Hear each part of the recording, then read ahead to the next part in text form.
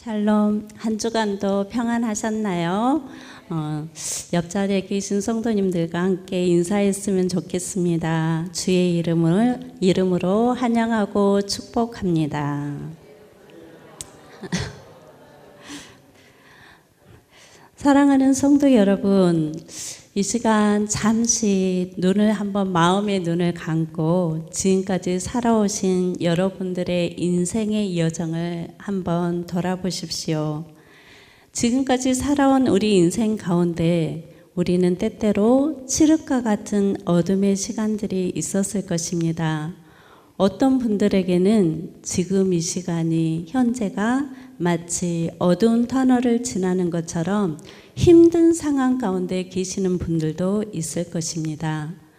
문제를 해결할 방법도 희망도 전혀 보이지 않는 암흑과 같은 감당하기 힘든 고난과 깊은 절망 가운데 빠져 있는 순간들이 있을 수 있습니다.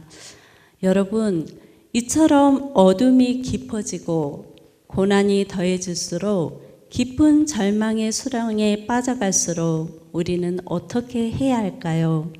오늘 말씀을 통해서 이 어둠과 고난, 절망에서 우리가 무엇을 붙들어야 하는가를 찾아보고 결단하는 시간들이 되기를 축복합니다. 시편은 우리가 119편 시편을 읽었습니다. 시편은 예술성이 뛰어난 영혼의 찬양시라고 이렇게 말하고 있습니다. 그 시편이 150편까지 있는데 오늘 읽은 우리가 119편, 시편 중에서 119편은 하나님의 말씀과 가르침을 찬미하는 시편 중에서 가장 긴 시로 토라 신앙의 행복을 교훈하고 노래하고 있다라고 합니다. 우리가 토라라는 말을 가끔 이렇게 들어보죠. 이 토라는 가르치다, 교훈하다, 안내하다라는 동사에서 파생된 말로 가르침, 교훈, 방향이라는 뜻을 가지고 있습니다.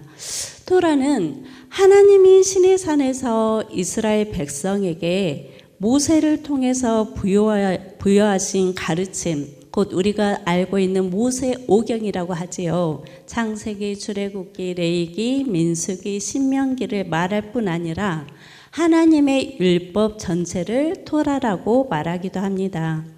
이 토라를 통해서 하나님은 자신의 성품과 또 하나님의 백성에 대한 하나님의 목적을 자기 백성들에게 선포하시고 백성들은 토라의 말씀을 삶의 기준과 표준으로 삼았습니다.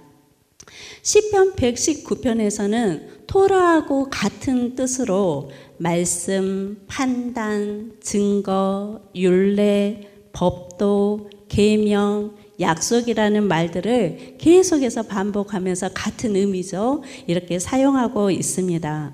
이 시편 119편에는 아주 독특한 특징이 있는데 첫 번째는 이 119편은 히브리어 알파벳 22개의 순서에 따라서 우리나라도 기역부터 희응까지 자음이 있는 것처럼 히브리어도 그 알파벳이 있어요. 그래서 이 22개의 알파벳의 순서에 따라서 우리가 시를 보면 우리가 학교 다닐 때 시를 다 읽어보셨죠? 그러면 시를 볼 때 1년, 2년, 3년이 있잖아요. 그런데 22개의 연으로 되어 있는데 한 년이 8개의 행으로 되어 있어요.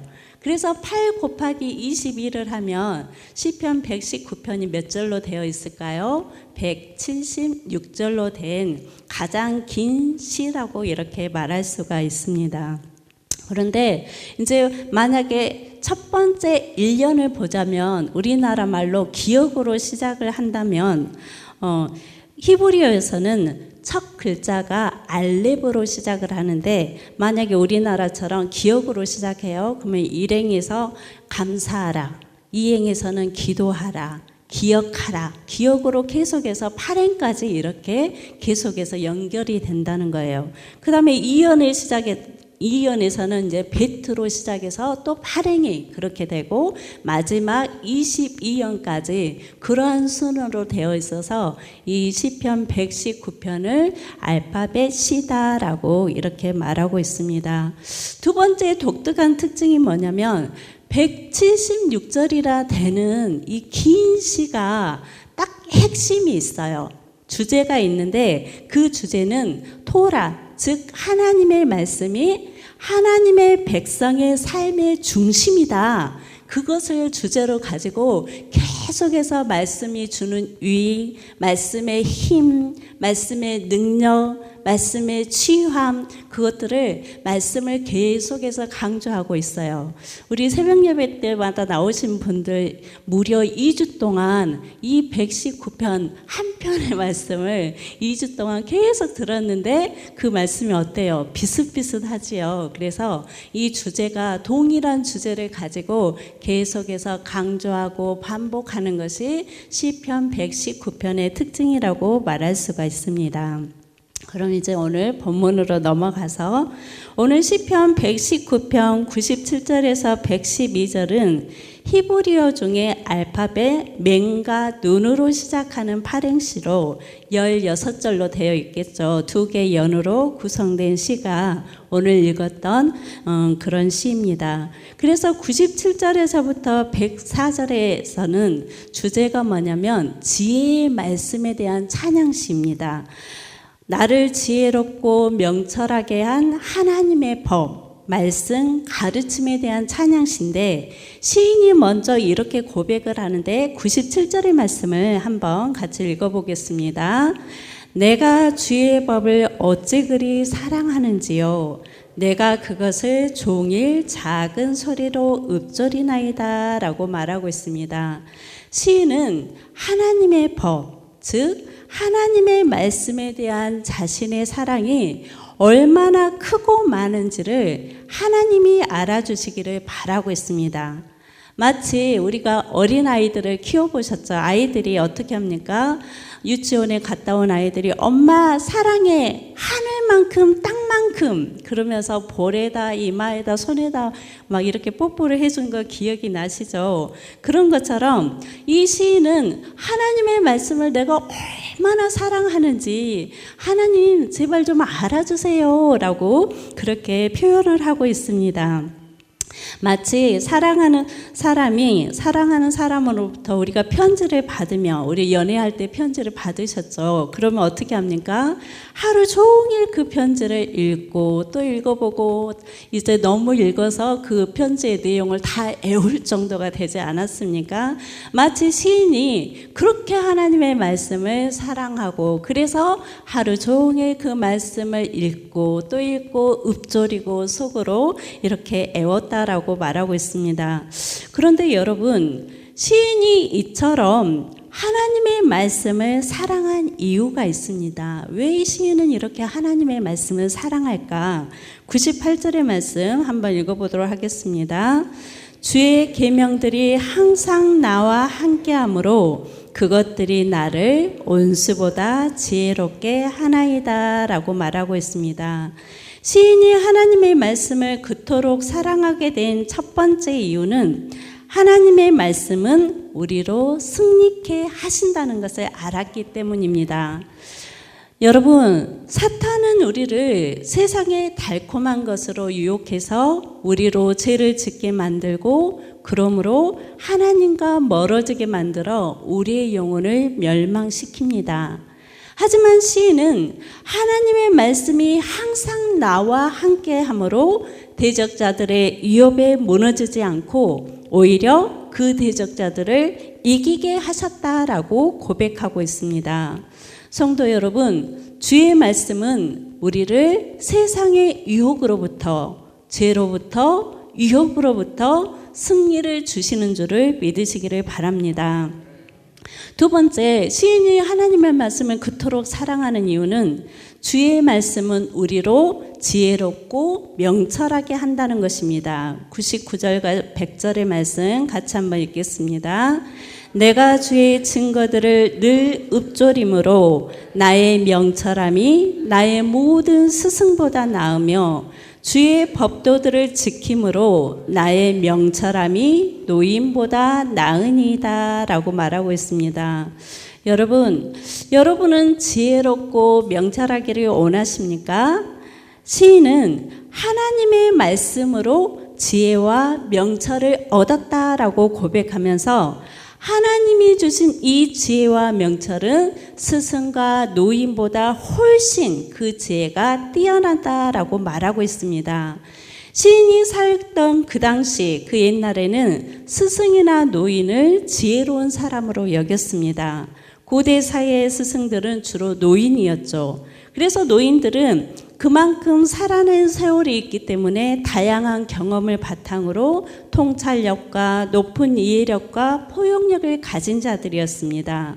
하지만 시인은 하나님의 말씀의 지혜와 명철함은 그 전통의 지혜를 뛰어넘고 이 세상의 지혜자보다 훨씬 더 뛰어나다라고 고백하고 있는 것입니다. 여러분, 명철이라는 것은 성공하고 부유하게 되는 것을 아는 지혜가 아니라 오히려 모든 악한 길과 선한 것을 분별하고 악한 길과 거짓 행위를 싫어하고 거부할 수 있는 믿음의 결단이라고도 할 수 있습니다. 우리는 주의 지혜와 명철을 통해서 바른 행위와 악한 행위, 선과 악을 구분할 수가 있는 것입니다. 말씀의 지혜와 명철을 깨닫게 된 이 시인은 이제 그 말씀을 지키려고 노력을 하는데 어떤 노력을 했는가를 보겠습니다. 101절의 말씀입니다. 내가 주의 말씀을 지키려고 발을 금하여 모든 악한 길로 가지 아니하였사오며 라고 말하고 있습니다. 시인은 하나님의 말씀을 지키기 위해서, 하나님의 말씀에 순종하기 위해서 자기의 발을 금했다라고 말하고 있습니다. 이 말의 뜻은 이 발을 금해서 악한 길에 들어서지 않으려고 자신의 발을 조심하고 악한 길로부터 발을 돌이켰다는 뜻입니다. 이러한 행동은 지혜와 믿음의 용기가 없이는 절대 불가능합니다. 여러분, 우리가 하나님의 말씀을 알수록 우리는 가지 말아야 할 길과 삶의 행동들이 더욱 분명해진다는 사실을 믿으시기를 바랍니다. 성경은 하나님을 사랑하는 길과 세상을 사랑하는 길을 구분하여 가르쳐주고 있습니다. 하나님을 사랑하는 길은 이웃을 사랑하는 길이며 가난하고 연약한 자들을 향한 긍휼의 마음을 품는 길입니다. 하지만 세상을 사랑하는 길은 자신을 사랑하며 돈을 사랑하며 무정하며 가난하고 연약한 자들을 멸시한다는 것입니다. 대부분의 사람들은 몰라서 죄를 지을까요? 그것이 아니라는 것입니다. 죄를 몰라서 짓는 것이 아니라 죄인 줄을 알면서도 그 죄의 길에 들어서기도 하고 적당히 타협을 하면서 살기도 합니다. 세상이 아무리 악을 선하다라고 포장하고 죄와 타협하자고 유혹할지라도 우리는 단호하게 그 길을 거부하고 오직 말씀의 길을 걸어야만 합니다. 이처럼 시인은 악한 길로부터 자신의 발을 금하여 단호히 발을 돌이켰다라고 고백하고 있습니다. 시인이 그렇게 할 수 있었던 것, 악에서부터 돌이킬 수 있었던 것은 102절의 말씀처럼 주의 말씀의 가르침을 받았기 때문이라고 고백하고 있습니다. 이제 마지막 행에서 또다시 시인은 고백을 하는데 103절의 고백을 한번 읽어보시겠습니다. 주의 말씀의 맛이 내게 어찌 단지요 내 입의 꿀보다 더 다니이다. 시인이 살아가던 그 당시의 꿀은 최고로 달콤함을 주고 영양이 풍부한 식품으로 대표되고 있습니다. 사랑하는 성도 여러분, 여러분은 하나님의 말씀의 맛이 어떤 맛이라고 생각되십니까? 우리 때로는 죄를 깨닫게 하고 교훈과 책망의 말씀을 들을 때는 마치 입에 쓴 약처럼 말씀이 느껴질 때도 있습니다. 하지만 시인은 그 쓴맛조차도 너무나 귀해서 내 입의 꿀보다 더 달달하고 표현을 했습니다. 시인은 마치 하나님의 말씀이 꿀처럼 우리 영혼을 만족시키고 기쁨을 주는 귀한 양식이라고 고백한 것입니다. 이 신령한 맛, 하나님의 말씀의 이 신령한 맛은 오직 거듭난 자만이 맛볼 수 있는 특별한 은혜입니다. 우리가 이 말씀의 단맛을 알게 될 때 우리도 모르게 자연스럽게 죄를 미워하게 됩니다. 그래서 시인은 꿀보다 더 달콤한 주의 말씀을 지키기 위해서 모든 악한 길에서 발을 금했다라고 고백한 것입니다. 사랑하는 성도 여러분, 우리도 시인처럼 하나님의 말씀이 나에게 꿀보다 더 달고 세상의 그 어떤 것보다도 가장 사랑스러운 말씀이라고 고백하시는 믿음이 있기를 축복합니다. 그렇다면 이 지혜와 명철을 주신 이 주의 말씀이 우리의 삶에 실제적으로는 어떻게 적용이 되겠습니까? 첫 번째는 우리 인생의 등불과 빛이 되어 주십니다. 이제 105절에서부터 112절까지는 눈으로 시작되는 시행 8절이 시작이 되는데 첫 단어, 이 눈으로 시작하는 첫 단어는 바로 어둠을 밝히는 등불로 시작이 됩니다. 105절의 말씀을 한번 읽어보겠습니다. 주의 말씀은 내 발의 등이요 내 길의 빛입니다 라고 말하고 있습니다. 하나님의 말씀은 우리 인생의 등불과 빛이 되어 주십니다. 시인은 어두운 세상을 밝히는 등불과 같이 우리 인생의 삶의 지침과 기준이 되는 것은 오직 하나님의 말씀이라고 고백하고 있습니다. 우리 인생의 여정에는 예측할 수 없는 어려움과 고난, 깊은 절망의 어둠이 찾아올 때가 있습니다. 사업의 실패와 갑작스럽게 찾아온 질병, 또 죽음을 통한 사랑하는 가족과의 이별, 관계의 아픔 등 생각지도 예측할 수도 없는 고난들이 때때로 우리에게 찾아온다는 것입니다. 이럴 때 우리는 어떻게 해야 할지, 또 어디로 가야 할지 인생의 방향을 잃어버릴 때가 있습니다. 시인이 이처럼 하나님의 말씀을 등불과 빛에 비유한 것은 시인 또한 자신이 처한 상황이 그러한 고난의 상황에 있다는 것입니다. 시인의 형편의 107절에서는 나의 고난이 매우 심하다라고 고백했습니다. 또한 나의 생명이 항상 위기 가운데 있사오니 또한 악인들이 나를 해하려고 올무를 놓았다라고 시인은 고백하고 있습니다. 우리는 시인이 처한 고난과 위기를 구체적으로 알지는 못하지만 시인은 지금 극심한 위기와 혹독한 고난, 생명의 위험 가운데 처해 있음을 우리는 짐작할 수가 있습니다. 우리가 성경 속에서 애매한 고난을 받았던 대표적인 인물을 꼽는다라면 다윗을 들 수가 있습니다. 다윗은 왕으로 등극하기 전부터 애매한 고난을 받은 사람입니다. 어린 소년 다윗이 블레셋의 거인 장수 골리앗과 문맷돌로 이 골리앗을 쓰러뜨리고 전쟁마다 승리하자 온 나라에 다윗에 대한 칭찬이 자자했습니다. 사울이 죽인 자는 천천히요 다윗이 죽은 자는 만만이라는 이러한 여인들의 칭찬 소리에 그때부터 다윗은 사울왕의 눈에 가시가 되었습니다. 애매한 고난을 당하기 시작했습니다. 창을 던져서 죽이려고도 하고 군사들을 풀어서 다윗을 쫓기도 하고 칼에 맞아 죽을 뻔도 했습니다. 다윗이 왕이 된 후에도 다윗은 여전히 쫓기는 삶을 살았습니다. 아들 압살롬이 왕의 자리를 탐내어서 아버지를 반역하고 군사를 풀어 아버지를 죽이려고도 했습니다. 다윗의 인생을 보면 다윗의 인생의 절반은 이러한 애매한 고난과 미움과 죽음의 위기, 즉 고단한 인생, 어둠의 인생이었다라고 할 수 있습니다. 하지만 다윗은 자신의 처지를 시편 3편에서 이렇게 표현을 했는데 3편에서는 여호와여 나의 대적이 어찌 그리 많은지요 얼마나 나를 치는 자가 많으니이다. 라고 하면서 이 천만인이 나를 에워싸 진친다 할지라도 나는 두려워하지 아니하겠습니다 라고 이렇게 고백을 하는 것을 볼 수가 있습니다. 그러면서 이런 상황에서 다윗이 어떻게 고백하고 있습니까? 시편 3편 5절의 말씀을 같이 한번 읽겠습니다.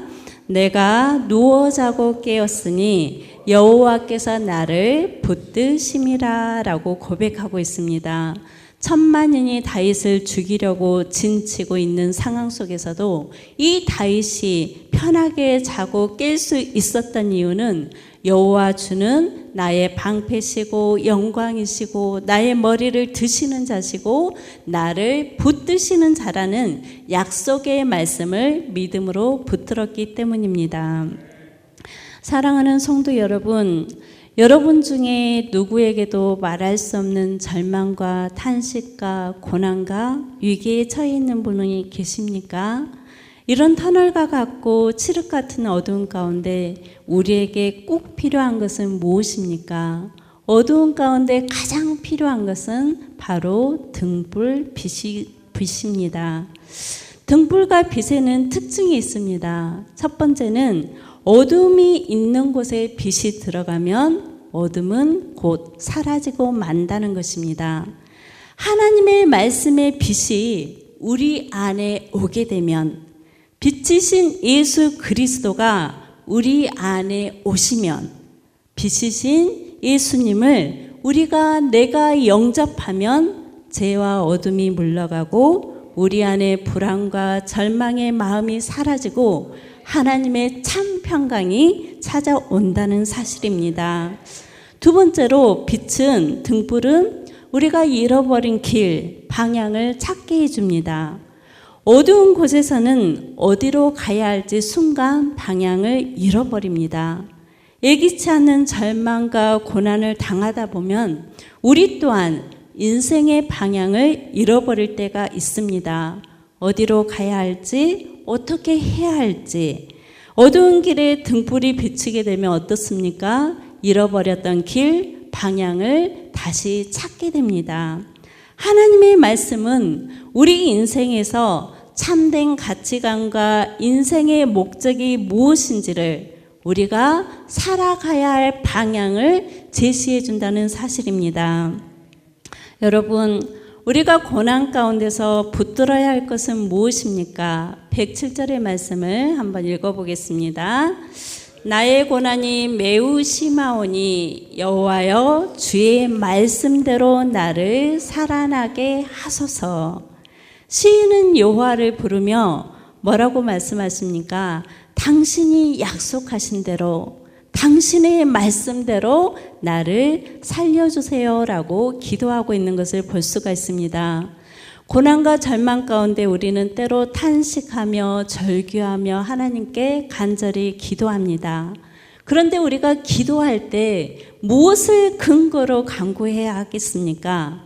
바로 하나님께서 약속해 주신 하나님의 약속의 말씀을 붙들고 기도해야 한다는 것입니다. 주님께서 약속하신 대로 나를 살려주시옵소서. 주님께서 약속하신 대로 내 가족을 구원하여 주옵소서. 주님께서 약속하신 대로 내 마음에 평강을 주옵소서. 주님께서 약속하신 대로 나를 회복시켜 주옵소서. 여러분, 하나님은 약속에 신실하신 분이심을 믿습니까? 우리가 약속의 말씀을 붙들고 기도할 때 하나님은 가장 합당한 때에 합당한 방법으로 우리가 구한 것보다 더 좋은 것으로 우리의 기도를 들어주실 줄로 믿습니다. 그 믿음을 가지고 낙심하지 말고 기도를 쉬지 않기를 축복합니다. 자신을 위기 가운데서 건지시고 살리신 주의 말씀을 경험한 이 시인은 이제 마지막으로 결단을 하는데 어떤 결단을 했는지 111절, 112절의 말씀을 한번 읽어보도록 하겠습니다. 시작. 주의 증거들로 내가 영원히 나의 기업을 삼았사오니 이는 내 마음의 즐거움이 됨이니이다. 내가 주의 율례들을 영원히 행하려고 내 마음을 기울였나이다. 이제 시인은 하나님 앞에 결단을 하는데 먼저 어떻게 결단을 합니까? 주의 말씀을 자신의 기업으로 삼겠다라고 결단을 합니다. 여러분, 기업이 무엇입니까? 기업은 소유, 분깃, 재산, 땅이라는 의미가 있습니다. 마치 이스라엘 백성들이 출애굽 후 40년 광야를 거쳐서 가나안 땅에 도착했을 때 하나님께서는 12지파에게 땅을 분배해 주었습니다. 그것이 바로 기업입니다. 나에게 할당된 재산, 내 목, 내 분깃. 이제 시인은 이제부터 이 세상의 것이 아닌 주의 말씀을 나의 기업, 내 소유, 내 재산으로 삼겠다라고 결단을 한 것입니다. 이것은 나의 가장 귀한 보물은 이제부터 주의 말씀입니다라는 결심과 같습니다. 그뿐만이 아니라 이제 나의 이 기업을 지키기 위해 우리에게 물려준 재산을 우리는 잘 지켜야 되겠죠. 그래서 시인은 나의 기업이 된 이 말씀을 지키기 위해서 이제 말씀대로 순종하기 위해서 무엇을? 내 마음을 늘 말씀에 기울이겠습니다 라고 다짐했습니다. 내 마음은 어디에 있습니까? 마태복음 6장 21절에 보니까 너의 보물이 있는 곳에 내 마음이 있느니라 라고 말했습니다. 내가 가장 가치 있게 생각하는 거, 가장 귀하게 생각하는 거, 가장 큰 거, 좋은 거, 귀한 거, 그곳에 내 마음이 가 있기 마련입니다. 그렇다면 시인에게 있어서 가장 귀한 것이 무엇이라는 것입니까? 바로 하나님의 말씀. 시인에게 있어서 가장 중요한, 가장 진정한 보물은 바로 하나님의 말씀입니다 라고 고백하고 있는 것을 볼 수가 있습니다. 여러분, 여러분의 기업은 무엇입니까? 여러분에게 있어 가장 큰 가치가 되고 소중하다고 여기는 것은 무엇입니까? 시인처럼 우리도 주의 말씀이 나의 기업입니다 라고 이렇게 당당하게 고백했으면 좋겠지만 아직은 그렇게 당당하게 말할 수 없을지 모르겠습니다. 하지만 이제 우리도 시인처럼 하나님의 말씀의 힘과 능력과 가치를 온전히 깨달아서 오직 하나님의 말씀만이 나의 최고의 기업이 되시기를 축복합니다.